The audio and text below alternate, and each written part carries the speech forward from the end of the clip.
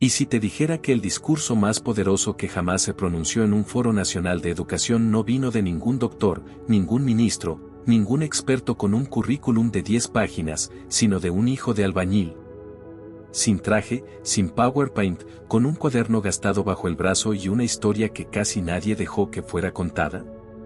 Y que ese discurso de 4 minutos fue capaz de detener a un presidente, volverse viral en todo el país y atraer a un millonario que renunció a 2,3 millones de reales con una única condición. Antes de continuar, cuéntame en los comentarios, ¿crees que el origen define el destino? Porque lo que vas a ver aquí te hará repensar todo lo que creías saber sobre eso. Hay gente que pasa toda la vida intentando impresionar a las personas correctas, y no lo consigue. Gabriel ni siquiera lo intentaba. Solo estaba siendo fiel a algo. Y fue exactamente esa fidelidad lo que lo cambió todo. Pero el camino hasta ese escenario estuvo hecho de caídas que habrían detenido a cualquiera, de puertas cerradas en la cara, de un proyecto destruido por la fuerza, de noches sin respuesta y de una duda que llegó a parecer más grande que el sueño. Esta es una historia de emprendimiento, de superación, de un joven pobre y desacreditado que triunfó en la vida de la manera más improbable posible. Y que en el proceso cambió la vida de 18,000 personas que nunca pidieron ser salvadas, solo pidieron ser escuchadas. Si llegaste hasta aquí, deja el like ahora, porque lo que viene a continuación no querrás perdértelo. Suscríbete al canal y activa la campanita. Y cuéntame aquí abajo, ¿hubo algún momento en tu vida en que casi abandonaste algo que realmente importaba? Comenta. Porque esta historia comienza exactamente ahí. Brasilia, Brasil, 2011. El sol aún calentaba las piedras del centro del poder cuando un joven de 32 años subió a un escenario que no fue hecho para él. Gabriel no tenía traje planchado, no tenía diapositivas coloridas, no tenía el tipo de currículum que abre puertas en foros nacionales de educación. Lo que tenía era un cuaderno gastado bajo el brazo y 15 años de historia vivida en las periferias de ese país. Una historia que la mayoría de las personas allí presentes nunca tendría el coraje de contar, y mucho menos de vivir. Y fue exactamente ese detalle lo que haría aquella noche inolvidable. Se acercó al micrófono sin ceremonia, sin ese discurso protocolario de "es un honor estar aquí". Empezó a hablar como quien conversa con un viejo amigo en una acera, simple, directo, verdadero. Y fue exactamente eso lo que hizo que todos se detuvieran. En una sala llena de autoridades, expertos y gente demasiado importante para prestar atención a un discurso más, algo raro sucedió. El presidente de la República, sentado en la primera fila, soltó el teléfono. Para quien conoce el ritual de esas ocasiones, eso es casi un milagro. 4 minutos. Fue todo lo que Gabriel necesitó. 4 minutos para hacer que toda una sala contuviera el aliento, para hacer que un hombre acostumbrado a discursos históricos olvidara que tenía un teléfono en la mano. Cada palabra salía cargada de algo que ningún diploma enseña, la autoridad de quien vivió lo que habla. No era oratoria entrenada, no era técnica de conferencista.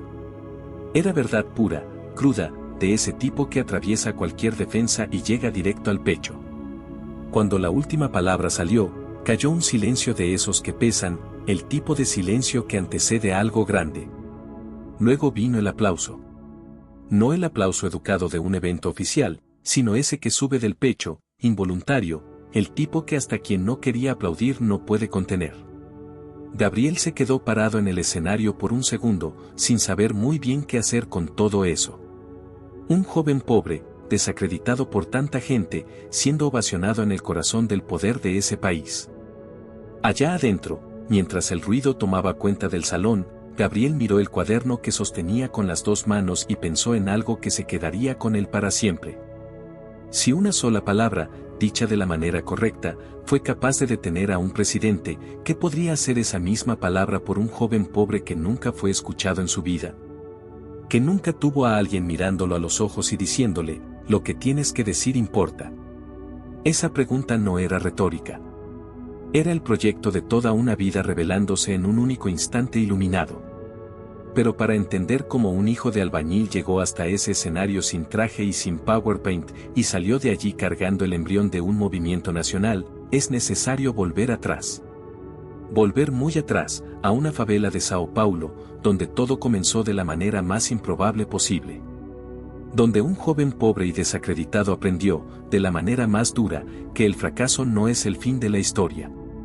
Que a veces, es apenas el primer capítulo de una historia de superación que nadie tuvo todavía el coraje de escribir.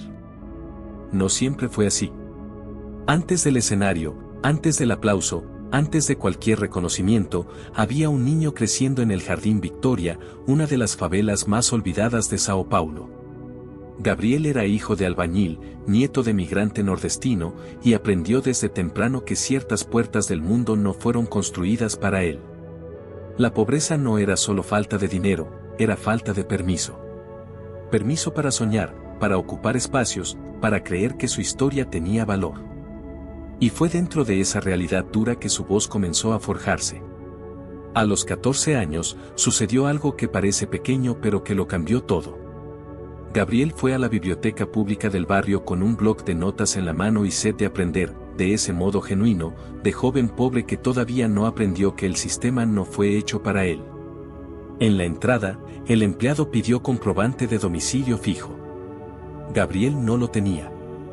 Una familia que vive de favor, que se muda cuando el dueño del inmueble lo ordena, no acumula comprobantes. Fue rechazado. Salió de allí sin libro, sin explicación, con una sensación que todo joven desacreditado conoce bien, la de que no pertenece. Fue entonces cuando el señor Neto entró en la historia. Profesor suplente, de esos que el sistema no valora pero que los alumnos jamás olvidan, él notó a ese chico siempre rondando el aula fuera de horario. En vez de mandarlo a irse, hizo lo contrario, lo dejó quedarse. Abrió la puerta, acercó una silla y dijo, quédate aquí y lee lo que quieras. Sin formulario, sin comprobante, sin burocracia. Solo un adulto viendo a un joven con hambre de conocimiento y decidiendo alimentar esa hambre. A veces, una sola persona que cree en ti cambia la trayectoria de toda tu vida. Fue en ese salón, fuera de horario, que Gabriel escuchó una frase que escribió en el cuaderno y nunca más borró. El señor Neto dijo, casi de pasada, como quien comenta el tiempo, el conocimiento dado a quien tiene hambre transforma más que la comida. Simple así. Pero para un joven pobre que había sido rechazado en la biblioteca por no tener un papel, esa frase era una revolución entera caída en una sola oración. Era como si alguien finalmente hubiera dado nombre a lo que él sentía, esa certeza oscura de que aprender era, de alguna manera, un acto de supervivencia. El cuaderno gastado que apareció en Brasilia años después comenzó allí, en ese salón vacío fuera de horario. Gabriel empezó a anotar todo, frases, ideas, preguntas sin respuesta, historias de los amigos de la favela que nunca serían contadas en ningún libro de texto. Cada página era un registro de un mundo que el Brasil oficial fingía no ver. Cada anotación era una forma de decir, esto sucedió, esto importa, esta vida tiene valor. Sin saberlo, aquel joven desacreditado estaba construyendo los cimientos de algo mucho más grande de lo que él mismo podía imaginar. Pero guardar historias en un cuaderno era solo el comienzo. Llegaría un momento en que Gabriel se daría cuenta de que no bastaba con registrar, era necesario actuar. Era necesario tomar todo lo que había aprendido en los márgenes y transformarlo en algo concreto, en algo que otros jóvenes pobres como él pudieran tocar, sentir y usar para cambiar de vida. Y ese momento estaba más cerca de lo que imaginaba, aunque llegara envuelto, como casi todo lo que vale la pena, en un desafío que parecía demasiado grande para un joven sin recursos, sin diploma y sin nadie creyendo en él. A los 19 años, Gabriel tomó una decisión que cualquier persona sensata llamaría locura. Sin dinero, sin patrocinio, sin el apoyo de ninguna institución, comenzó a reunir a jóvenes del barrio en una cancha abandonada. No había pizarrón, no había sillas, no había ninguna estructura. Lo que había era voluntad, de ese tipo bruto, irracional, que solo nace en quien ya perdió el miedo a parecer ridículo. Y fue con esa voluntad que apiló cajas de cartón, las volteó de lado, y creó la primera pizarra de su vida. Improvisada, torcida, pero real. Lo que sucedía en esa cancha no tenía nombre todavía. Gabriel enseñaba lo que sabía, lectura en voz alta, cómo construir un argumento, cómo mirar a los ojos de alguien durante una conversación, cómo comportarse en una entrevista de trabajo sin traicionar el propio origen. Eran cosas que ninguna escuela enseñaba, pero que hacían toda la diferencia cuando un joven pobre necesitaba ocupar un espacio que el mundo insistía en decir que no era suyo. Cada encuentro era una mezcla de clase, rueda de conversación y ensayo general para la vida. Y los jóvenes volvían. Cada semana, volvían. Fue en esa época que el cuaderno empezó a convertirse en otra cosa. Gabriel anotaba no solo lo que enseñaba, sino cómo lo enseñaba, lo que funcionaba, lo que no funcionaba, qué ejemplo hacía encender al grupo y cuál caía en el vacío. Sin darse cuenta, estaba construyendo una metodología desde cero, sin haber leído ningún libro de pedagogía, sin haber hecho ningún curso de formación docente. Todo era a base de observación y error. Y en una de las páginas del cuaderno, escribió una frase que lo resumía todo: no enseño contenido. Enseño postura. Corta, directa y más profunda de lo que parecía. Los resultados comenzaron a aparecer despacio, de ese modo silencioso en que las cosas reales suelen aparecer. Un chico que apenas conseguía hablar en público pasó una selección de joven aprendiz. Una chica que nunca había salido del barrio fue llamada para una entrevista en el centro de la ciudad y volvió con el trabajo. Pequeñas victorias que para mucha gente parecerían insignificantes, pero que para esos jóvenes representaban algo enorme, la prueba de que era posible. Que el fracaso no era un destino. Que la historia podía reescribirse con las propias manos. Gabriel miraba todo eso y sentía algo que no conseguía nombrar del todo, una mezcla de orgullo, responsabilidad y urgencia. Urgencia porque sabía que allí, en esa cancha, había algo que necesitaba crecer. Esos jóvenes no necesitaban lástima, no necesitaban caridad, necesitaban un escenario. Necesitaban que alguien les dijera: tu historia tiene valor, tu voz tiene peso, tienes todo lo que necesitas para triunfar en la vida. Y él estaba dispuesto a ser esa persona, con o sin recursos, con o sin aprobación. Pero el mundo rara vez deja que las cosas buenas crezcan en paz. Justo cuando el proyecto empezaba a tomar forma, cuando los jóvenes ya llegaban con brillo en los ojos y se iban con algo nuevo en el pecho, una fuerza mayor apareció para desmantelarlo todo. No fue un fracaso por falta de esfuerzo. No fue abandono. Fue algo mucho más brutal: la indiferencia organizada de quienes tienen poder sobre quienes no lo tienen. Y el golpe que vendría a continuación sería el más duro que Gabriel había recibido hasta entonces. Fue una mañana de martes cuando llegaron. Sin aviso, sin conversación, sin siquiera la decencia de esperar a que el grupo terminara. 2 funcionarios de la alcaldía, un documento en la mano y una expresión de quien solo está cumpliendo órdenes, informaron que la cancha sería demolida para dar lugar a un proyecto de urbanización. Gabriel pidió plazo. Pidió diálogo. Pidió cualquier cosa que se pareciera a respeto. Recibió un protocolo en papel y una fecha límite.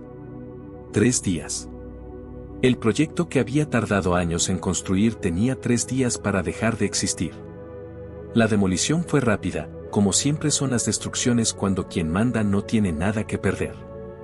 Las cajas de cartón, los materiales apilados con cuidado, los billetes que los jóvenes habían dejado pegados en la pared, todo desapareció. Parte del grupo se dispersó.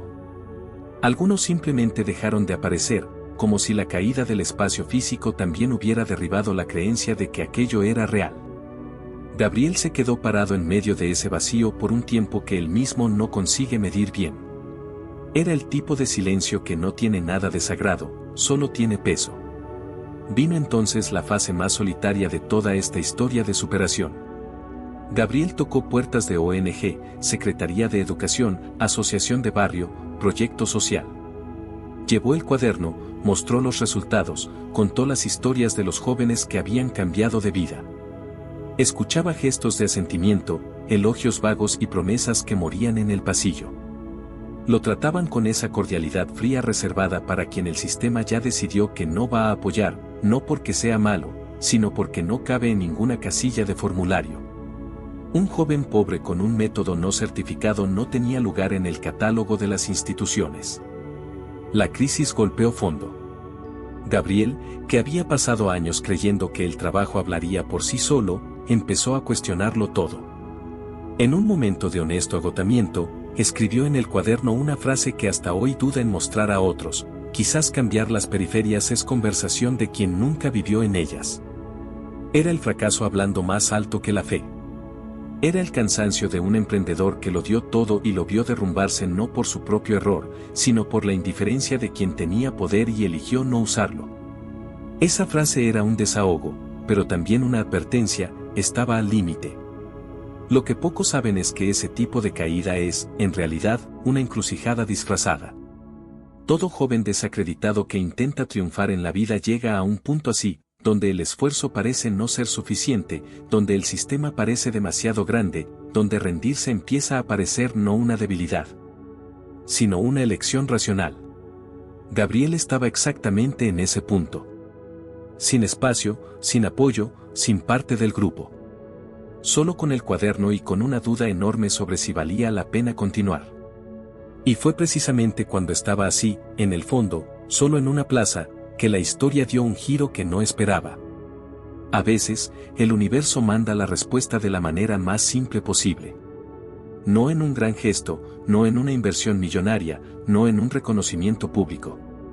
A veces, el giro llega en una taza de café ofrecida por una señora de cabellos blancos que no sabía nada de emprendimiento, pero lo sabía todo sobre volver a empezar. Era una tarde común de miércoles, de esas que no prometen nada. Gabriel estaba sentado en una plaza cerca del barrio, el cuaderno cerrado sobre el regazo por primera vez en años, mirando al vacío con esa expresión de quien ya no sabe muy bien a dónde ir. No estaba llorando, no estaba enojado, estaba en ese estado silencioso y peligroso de quien está a punto de rendirse sin hacer alboroto. Fue exactamente ahí, en ese momento que parecía no tener salida, que una señora de cabellos blancos y delantal floreado se acercó con 2 vasos de café y preguntó, simple así: ¿quieres uno? Gabriel aceptó sin entender muy bien por qué. Doña Lucía tenía 70 y pico años, era cocinera de escuela jubilada y vivía desde hacía décadas en una casita a 2 calles de allí. No sabía nada de emprendimiento, nunca había oído hablar de proyecto social, nunca había pisado un foro de educación. Pero tenía algo que años de experiencia y dolor enseñan mejor que cualquier libro: sabía reconocer cuando una persona estaba perdida por dentro.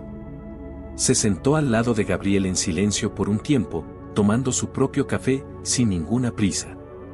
Y entonces, de repente, hizo la pregunta que lo cambiaría todo: hijo mío, ¿dejaste de servir o dejaste de creer que vale la pena ser servido? Gabriel se quedó mudo. No porque no supiera responder, sino porque la pregunta había llegado a un lugar que ni sabía que estaba herido. Toda la historia de superación que había intentado construir, todos los jóvenes pobres que había intentado alcanzar, toda la fe que había depositado en ese proyecto, todo eso estaba allí, comprimido en esa pregunta de una señora que nunca había estudiado pedagogía. Doña Lucía no esperó respuesta. Tomó otro sorbo de café y completó, casi para sí misma: no necesitas un salón. Necesitas presencia. Y se fue dejando el vaso vacío y una revolución en la cabeza de Gabriel. Él abrió el cuaderno por primera vez esa tarde y escribió, con letras grandes, en el medio de una página en blanco: el proyecto no vive en el espacio. Vive en las personas. Era una frase pequeña con un peso inmenso. Porque lo cambiaba todo, cambiaba la lógica, cambiaba la estrategia, cambiaba el punto de partida. Si el proyecto vivía en las personas, entonces no había perdido nada cuando demolieron la cancha. Los jóvenes todavía existían. Las historias todavía existían. El hambre de aprender todavía existía. Lo que había desaparecido era la dirección, y dirección, Gabriel ya había aprendido desde los 14 años, nunca fue lo que define dónde alguien pertenece.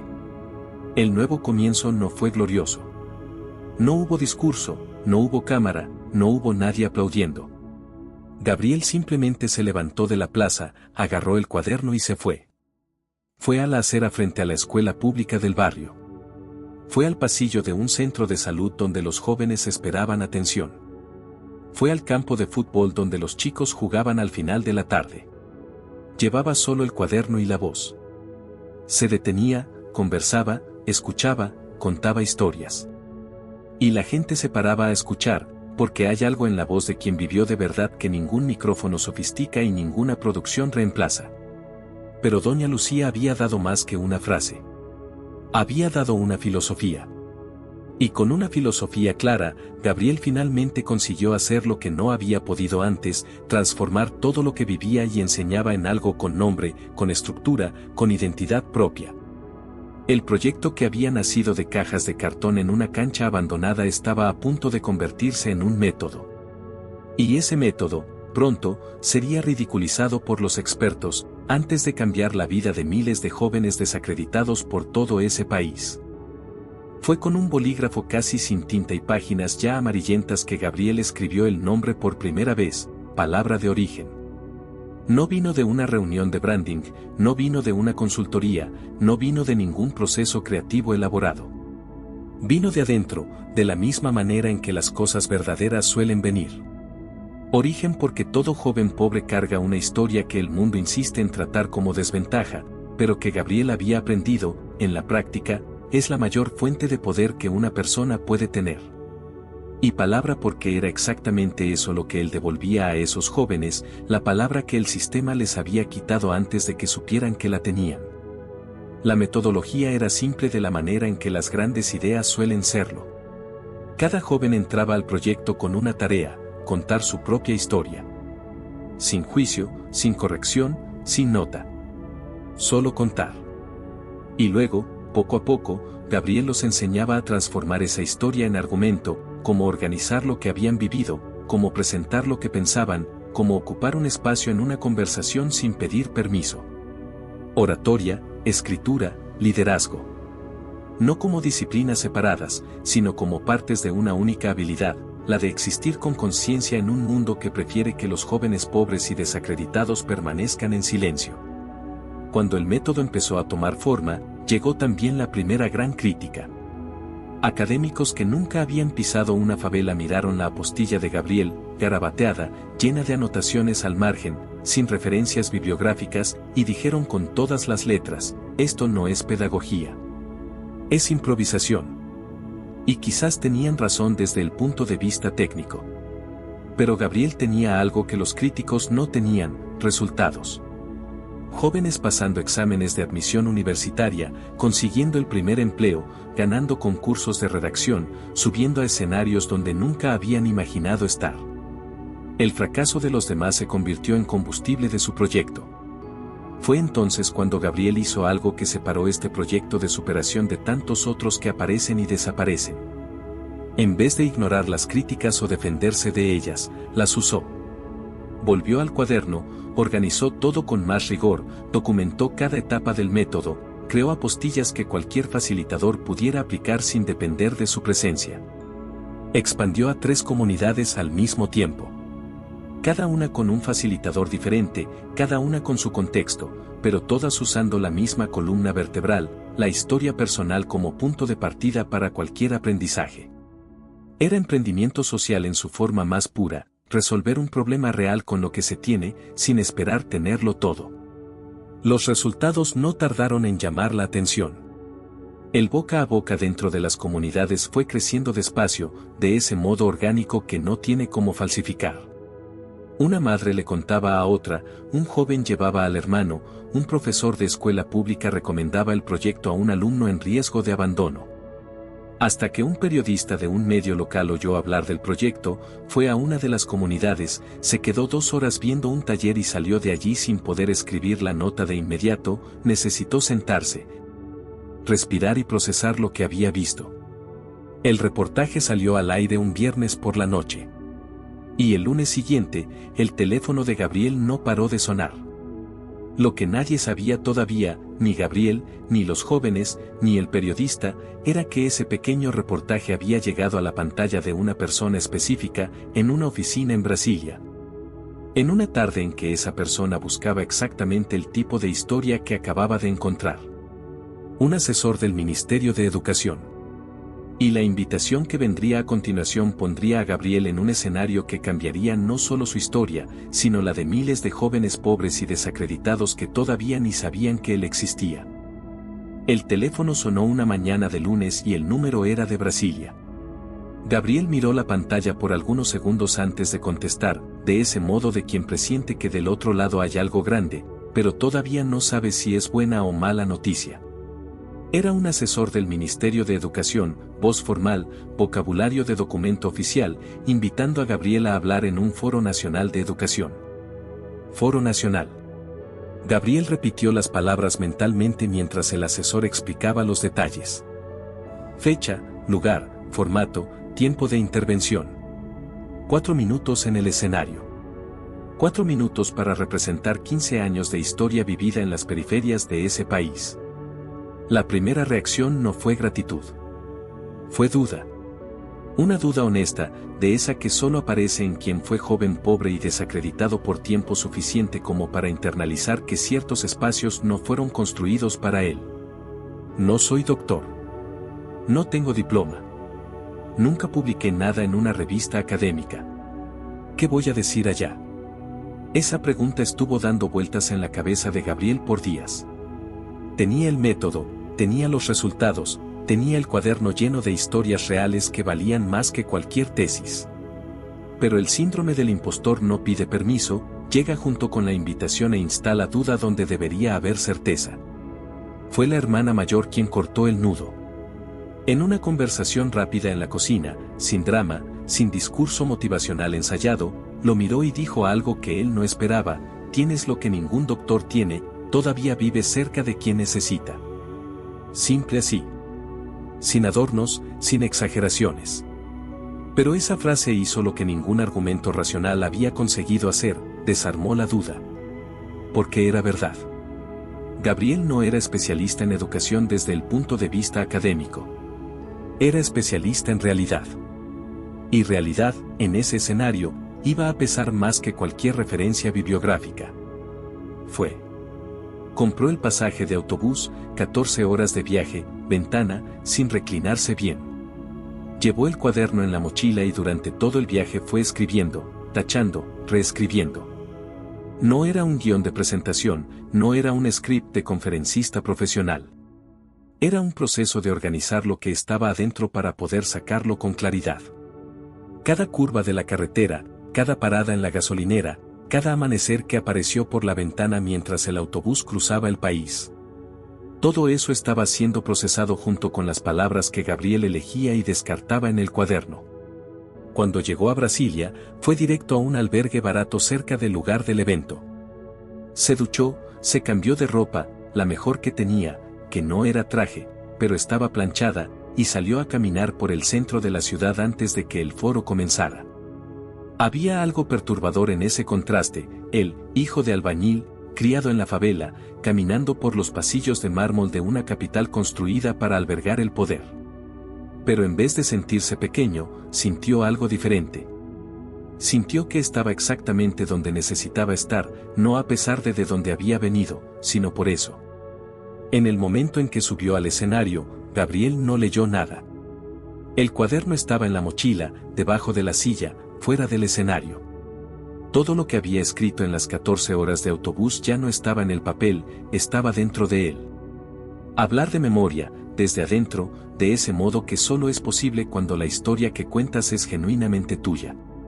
Y mientras las primeras palabras salían, allá en la primera fila, un hombre que había visto discursos históricos toda su vida hizo algo que su equipo raramente veía: soltó el teléfono y prestó atención.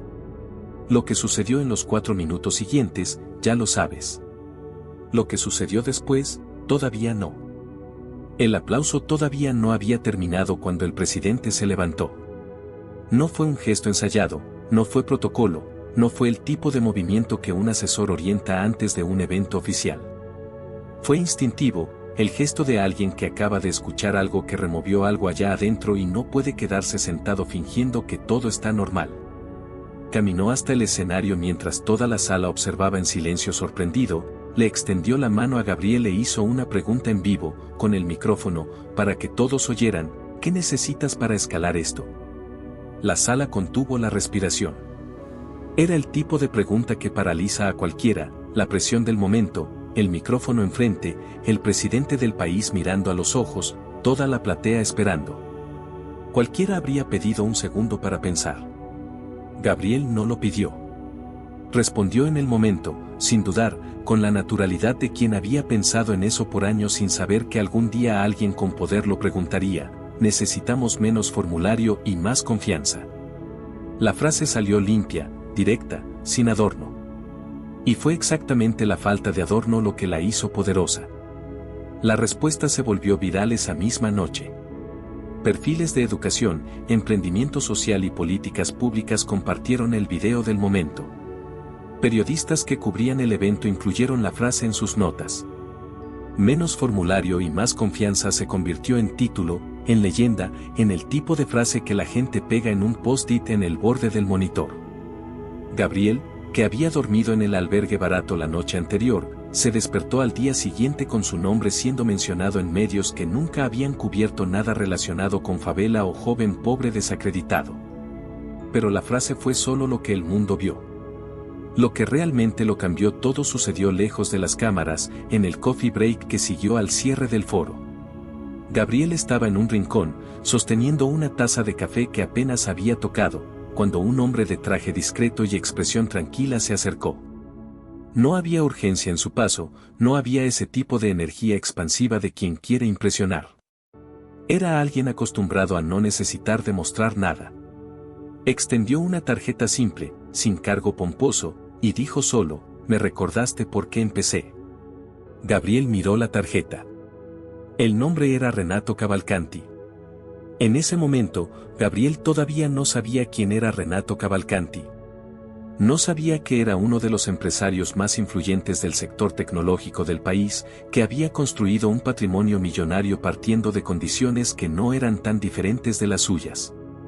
No sabía que ese hombre había pasado años haciendo inversión social de la manera equivocada, poniendo dinero en proyectos bonitos en papel que morían en la ejecución y estaba, en ese exacto momento, buscando algo diferente.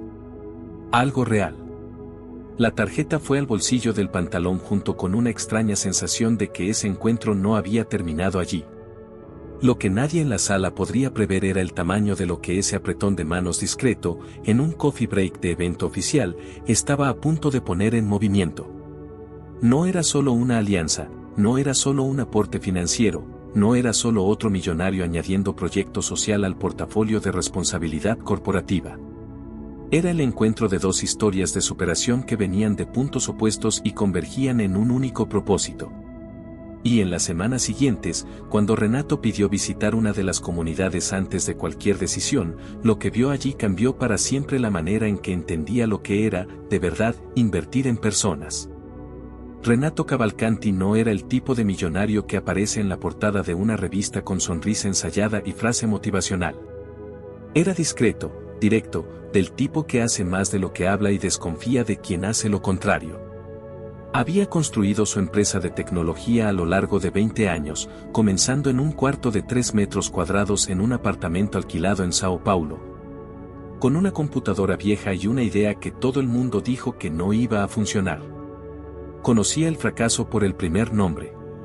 Sabía lo que era ser desacreditado, sabía lo que era escuchar no de un inversor, sabía el peso de continuar cuando continuar parece la elección menos inteligente. Por eso, cuando escuchó hablar a Gabriel, algo dentro de él reconoció algo. El pedido que hizo en el coffee break era simple pero revelador. Antes de cualquier conversación sobre dinero, quería visitar una de las comunidades. No quería informe, no quería presentación en PowerPoint, no quería datos de impacto formateados en una diapositiva bonita. Quería ver con sus propios ojos. Esa exigencia ya decía mucho sobre Renato. Era el tipo de emprendedor que sabe que los números mienten, pero la mirada a los ojos no. 2 semanas después del foro, un sábado por la mañana. Apareció en una de las comunidades atendidas por palabra de origen en jeans y zapatillas, sin asesor, sin chofer. Solo él y una disposición genuina de entender lo que estaba viendo. Lo que Renato encontró allí no tenía nada de espectacular en la apariencia. Una rueda de jóvenes en una acera, un facilitador con una apostilla fotocopiada, un chico de 16 años de pie en el medio del grupo contando la historia del padre que había sido detenido cuando él tenía 8 años. Con una claridad, una estructura y una dignidad que harían a cualquier profesor universitario revisar sus conceptos sobre lo que es inteligencia. Renato se quedó parado, sin hablar, por un largo tiempo. Luego se sentó en el bordillo al lado de Gabriel y dijo en voz baja, ¿cuántos años tardaste en construir esto? Gabriel respondió, 15. Renato asintió despacio, como quien cierra una cuenta cuyo resultado ya sabía. La conversación que vino después duró 3 horas y sucedió en un bar a 2 cuadras de allí, con café y pan de queso en la mesa. Renato no habló de aporte, no habló de contrato, no habló de nada relacionado con dinero en las primeras 2 horas. Preguntó sobre el método, sobre los errores, sobre lo que había funcionado y lo que había salido mal. Preguntó sobre la caída de la cancha, sobre las puertas cerradas en las ONGs, sobre la frase que Gabriel había escrito en el cuaderno en el fondo del pozo. Escuchaba con la atención de quien está aprendiendo, no de quien está evaluando. Y fue solo cuando Gabriel terminó de contar todo que Renato dejó el café enfriar y dijo, estoy dentro. ¿Cuánto necesitas para llegar a 40 ciudades? El aporte fue de 2,3 millones de reales. Pero lo que hizo que esa inversión fuera diferente de todo lo que Gabriel había intentado antes no fue el valor, fue la única condición que Renato puso sobre la mesa. Una única condición, sin asterisco, sin letra pequeña, Gabriel continuaría en primera línea. Sin convertirse en ejecutivo, sin convertirse en director institucional, sin alejarse de las comunidades para gestionar planillas en una oficina climatizada. Yo entro para abrir puertas, dijo Renato. Tú te quedas para garantizar que las puertas correctas se abran para las personas correctas. Era la condición de un millonario que había aprendido, de la manera cara, que un proyecto social que pierde a su fundador pierde el alma.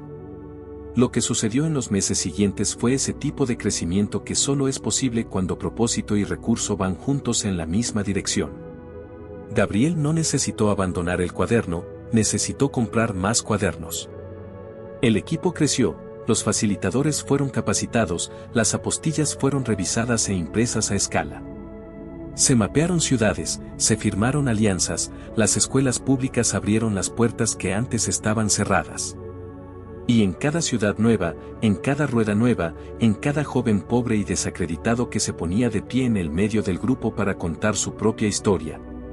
Había un pedazo de ese método nacido de cajas de cartón en una cancha abandonada, ahora con estructura, con recursos y con alguien creyendo de verdad. Pero dinero y estructura, por grandes que sean, no son el capítulo final de ninguna historia de superación que vale la pena ser contada.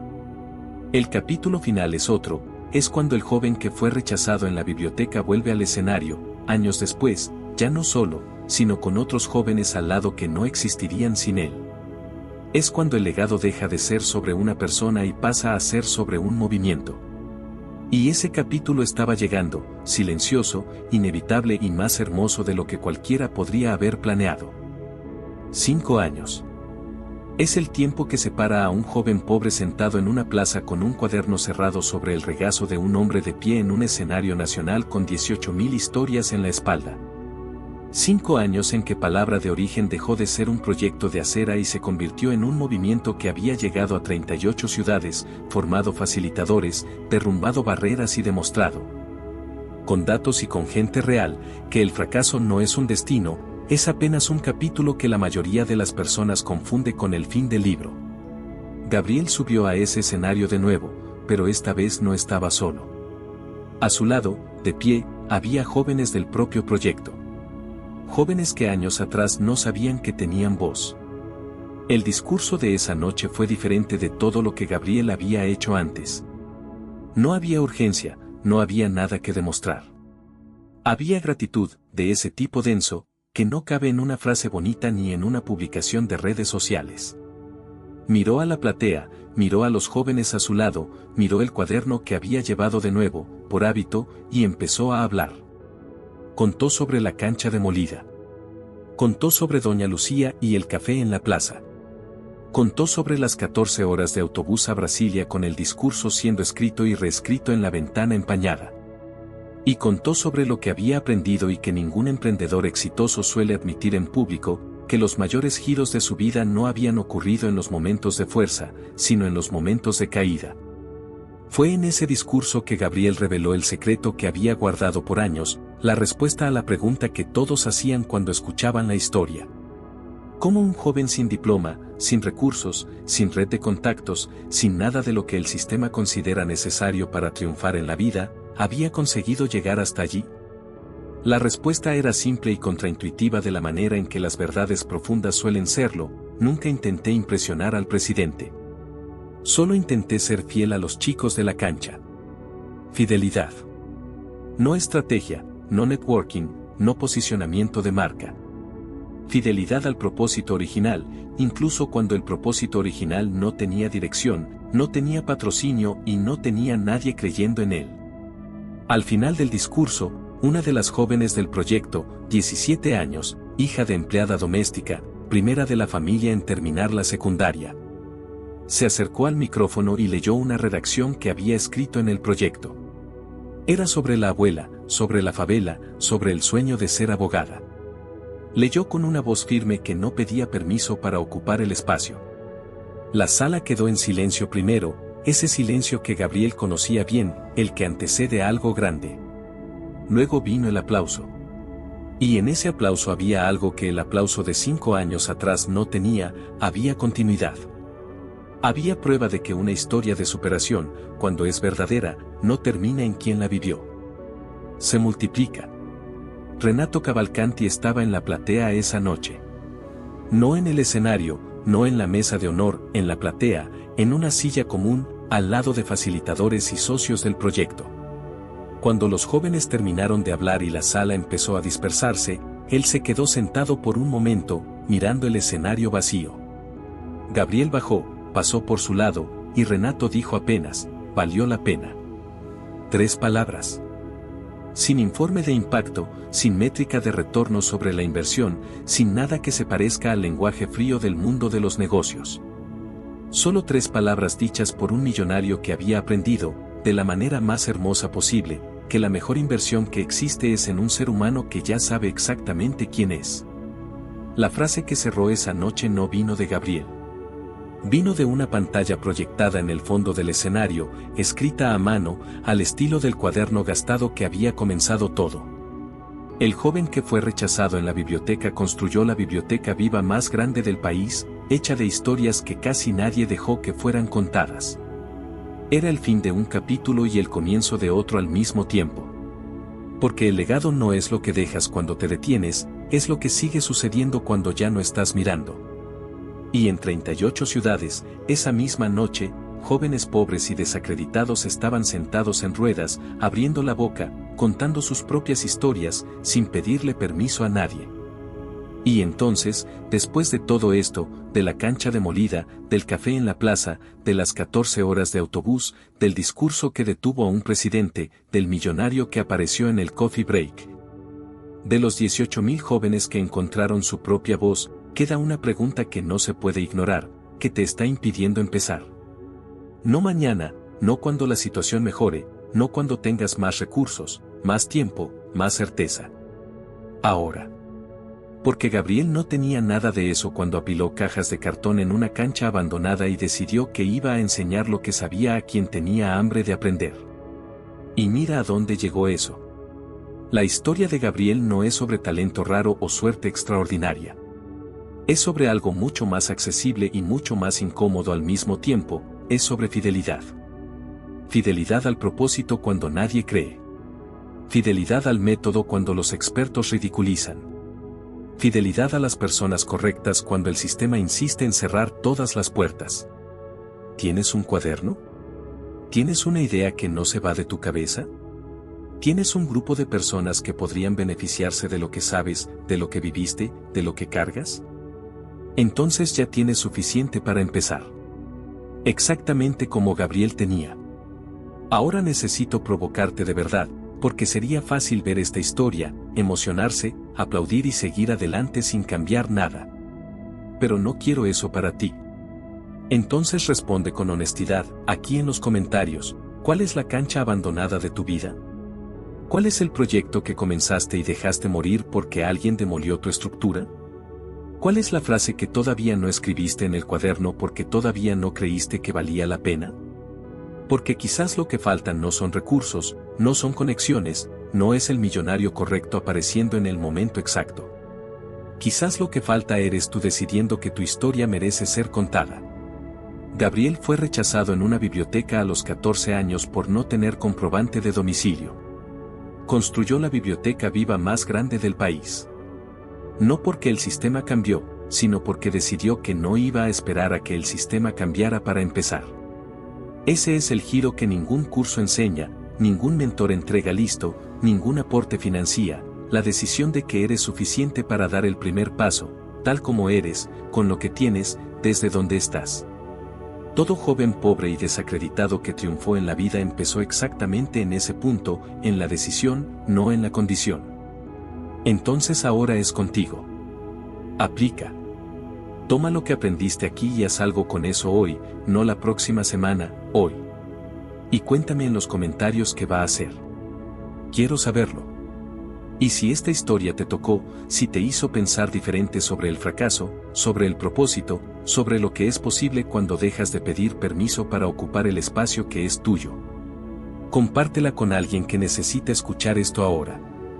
Porque hay mucha gente por ahí con un cuaderno gastado en la mano y nadie diciéndole que lo que está escrito allí adentro vale algo. Sé esa persona para alguien hoy. Suscríbete al canal y activa las notificaciones, porque cada semana hay una historia nueva aquí, del tipo que no aparece en contenido superficial, del tipo que se queda contigo después de que la pantalla se apaga. No querrás perderte lo que viene. Hasta la próxima.